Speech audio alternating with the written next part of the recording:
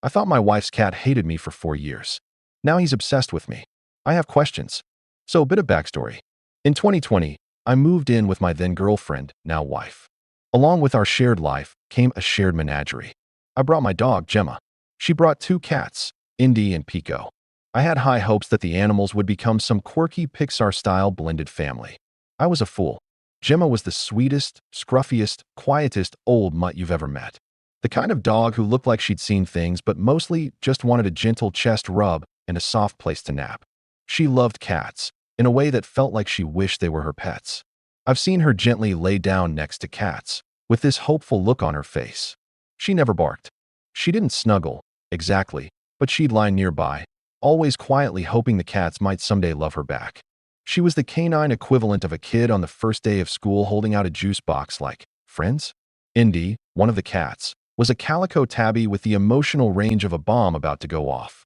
Chaos incarnate.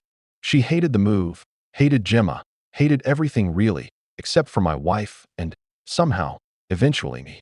For the first year I lived there, she refused to come down to the first floor. Eventually, she came around to me, but she never stopped treating Gemma like an unholy menace. Even once she started hanging out downstairs, she'd travel across furniture and windowsills like a tiny fluffy assassin avoiding pressure plates, just to avoid setting paw where Gemma might have breathed. Poor Gemma had to give up on her dream of having a cat buddy real fast after getting swatted, undeservedly, too many times. And then there was Pico. Pico is a large orange tabby with the emotional resilience of a wet loaf of bread. Anxious, clingy, and, this is important, he had absolutely no time for me. He was a sad fat boy who lived only for my wife. He didn't like me. He tolerated Gemma. He hated cuddles unless they came from his chosen human. If my wife closed her office door, he'd cry like the Romeo understudy in a high school drama class. He'd side-eye me like I was the guy she told him not to worry about. We had an understanding. I existed, and he pretended I didn't.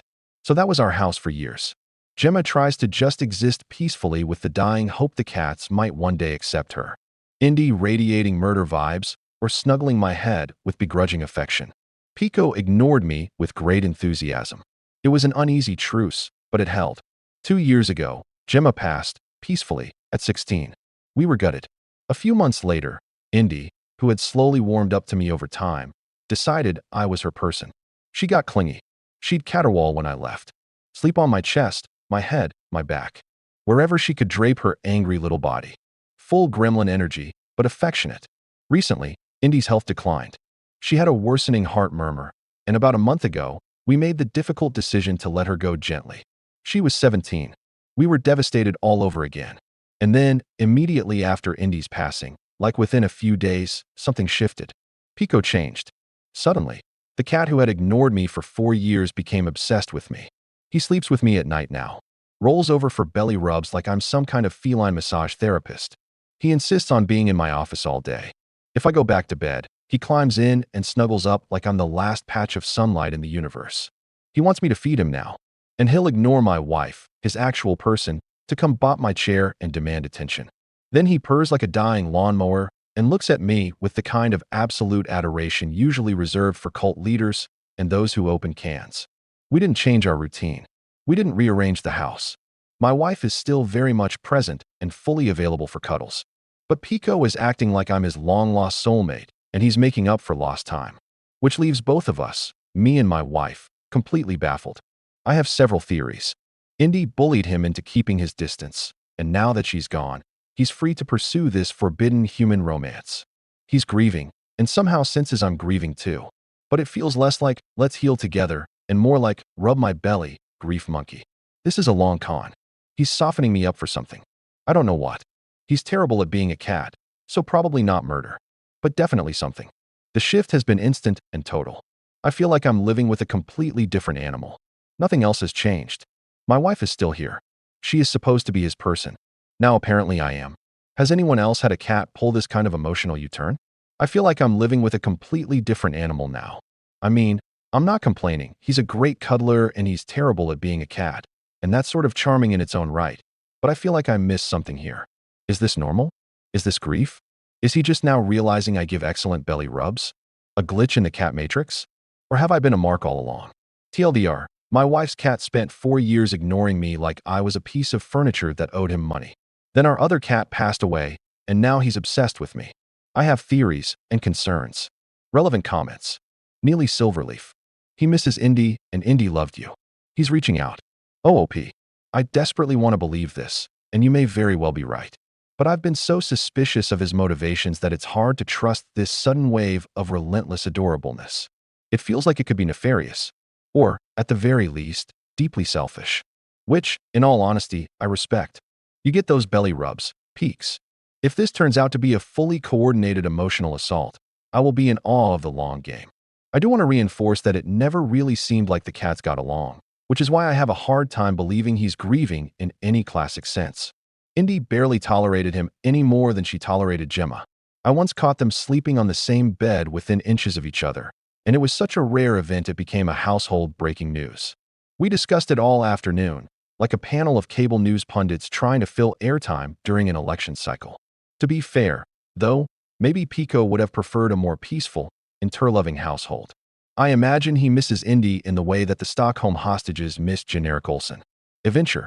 He's grieving and wants to make sure you are okay. Cats are odd like this. It's probably the new normal now. I don't think Indy was bullying him. It's more likely that he is missing Indy and you remind him of her. OOP. I can promise you, she most definitely was bullying. She bullied all of us. That was her love language. It was also her method of establishing her monarchy. She didn't gently coax me into cuddles. She would caterwaul and screech until I followed her to the chair or bed she had chosen for our shared comfort. She would occasionally go out of her way to surprise swat Gemma, just to remind her who ruled the realm. And if she realized Pico was even in staring distance, she would flip the entire fuck out. Indy was absolutely a bully. But she was our bully. In all seriousness, though, I do hope this is the new normal. Pico is very squishy, and I like giving him belly rubs.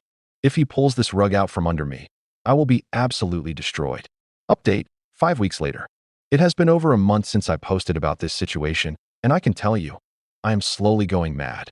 Many of you responded to that post, alluding to some version of the theory that Indy, our cat who recently passed, had claimed me as hers, and that she had kept the other cat, Pico, from me.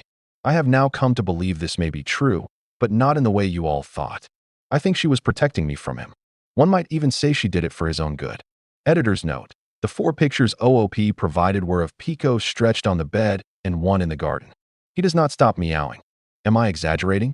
Of course I am. He is not capable of uttering a constant, repeating, irritating meow every second, on the second, for all 86,000, for 100 seconds of the day. He is asleep approximately 16 to 18 hours of the day. He also spends 10 to 30 seconds per meal inhaling the variety of damp, brown, pate-like meat pastes we drop onto his ornate, flower-shaped ceramic cat dish, multiple times a day. Meow? He is capable of keeping up that unrelenting pace of meowing for several consecutive minutes, sometimes as many as 15 of them, my personal best in resisting his unsiren-like call, bundled together into an episode of mind-eroding sonic torture. It is not loud. No, it is worse than loud. It is like a psychic lance to the skull. As though someone is tapping on the blackboard of my mind with chalk-dusted fingers, little scratches of nerve-wrenching shocks to my cerebellum. Over and over and over again. Meow? Meow? I have ascertained some of the meanings of his belligerence. The purposes of these verbal assaults are many. Here are just a few of the reasons he has decided to employ this persuasion technique. He would like his breakfast approximately 3 hours early, 5 a.m. He would like a second serving of breakfast. He thinks he can convince whichever one of us didn't serve him breakfast that he hasn't had breakfast yet. He would like some of my breakfast. He would like lunch now. Yes, he has recently decided he would like lunch. He is thirsty. He, of course, has a massive cycling water bowl, but it seems he must announce when he is heading off for a drink. He would like an afternoon snack. He would like my afternoon snack. He is wondering if he can have some of our dinner. He would like his own dinner. He would like my wife to stop singing. He would like to be pet. He would like to be drawn into a cuddle and pet. He would like to be drawn into a cuddle and pet at 1 a.m. He would like to be drawn into a cuddle and pet at 3 a.m. He would like to have a post-breakfast cuddle. He would like to have a post-dinner cuddle. He would like to be elevated onto the bed. He would like to be de-elevated from the bed. Here are 2 things he does not utilize this skill for. Warning us he is about to vomit a hairball, or his dinner, onto the bed. Letting us know he has failed to reach the litter boxes, and has instead opted to poop on the stairs. meow, meow, meow. And finally, to explain the elevation points and the yet unmentioned and most egregious use of this newfound misuse of his vocal powers, I must explain that my desk, where I work most days, is in a cubby in our bedroom. Directly behind me is our marital bed, which, in his ascension and self-crowning as king of this domain, he has claimed as his royal throne. Yes, there are stairs installed at the end of the bed. Yes, he is perfectly capable of using them.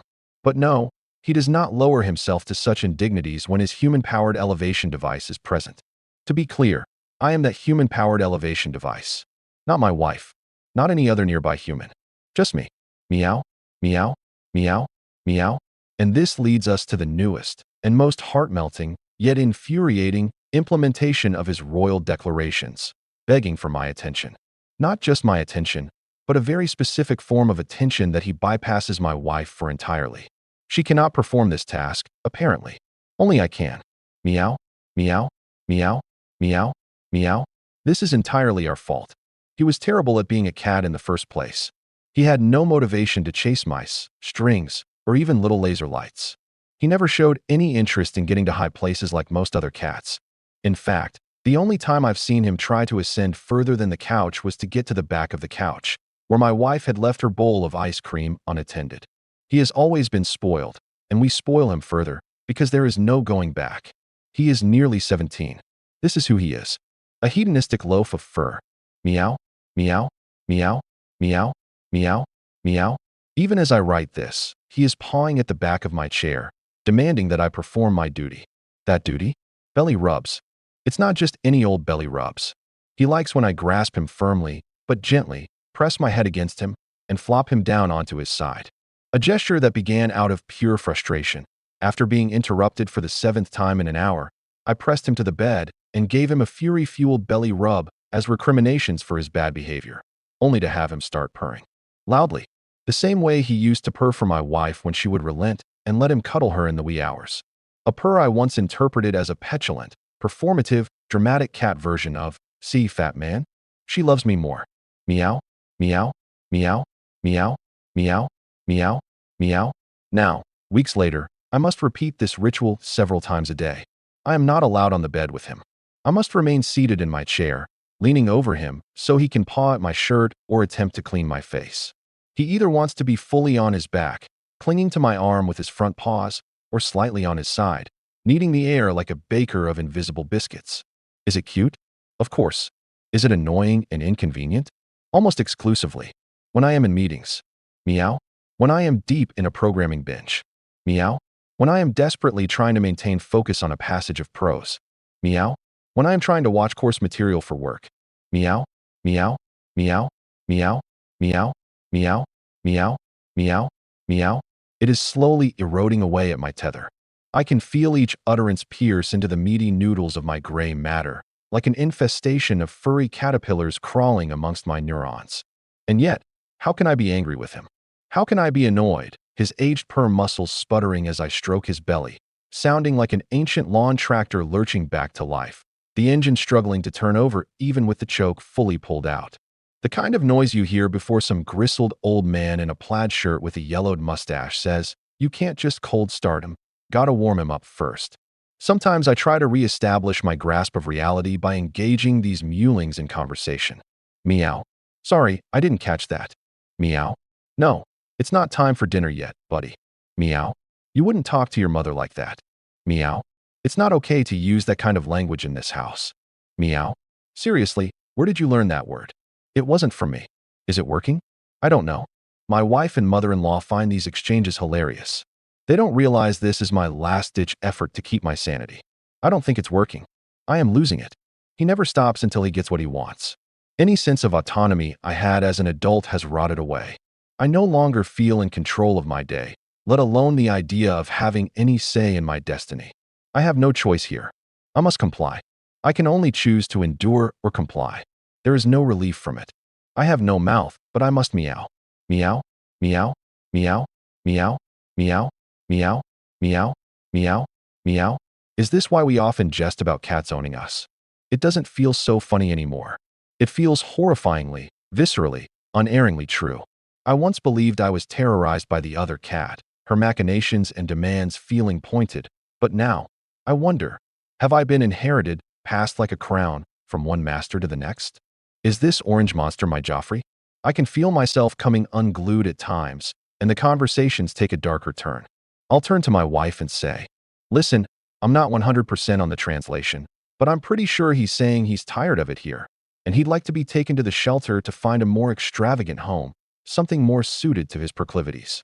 Or, I'm pretty sure he just said it's time to cut the apron strings. He's ready to get out there, get a job, and find a place of his own. I think we should support him in gaining his independence. Or, Pico tells me he's interested in taking up lake swimming. She finds these less funny, especially since I've repeated them enough that she now warns of severe consequences if I even think such a thing. Do I think such a thing? Only in jest, I assure you. I may be going mad, but I am not a monster. I would never hurt this cat, or any other creature. I am gentle with them, and I love them more than people. Even this cat, who tests the limits of the love between us. I do love him. I do. I swear. Meow, meow, meow, meow, meow, meow, meow, meow, meow, meow. I am just baffled. Annoyed, certainly, but mostly baffled. Why does he like this ritual so much? Is this play for him, or some elaborate humiliation ritual for me that I do not yet fully comprehend? If I stop and turn back to my work, he will wait a few minutes, then cry for me again, and when I return he has stood up again. So being knocked over is part of it. But why? Why is he so particular? What does it mean? What is this? Meow, meow, meow, meow, meow, meow, meow, meow, meow, meow, meow. I am resigned to my fate. I will act as his personal elevator, and I will serve him his rubs of the belly. I do, and will find mental fortitude and emotional sustenance as he enjoys my attention. I will let my heart melt as he grasps my arm, or when he paws my shirt, or when he makes his air biscuits. But why are the air biscuits he makes so slow and so delicious?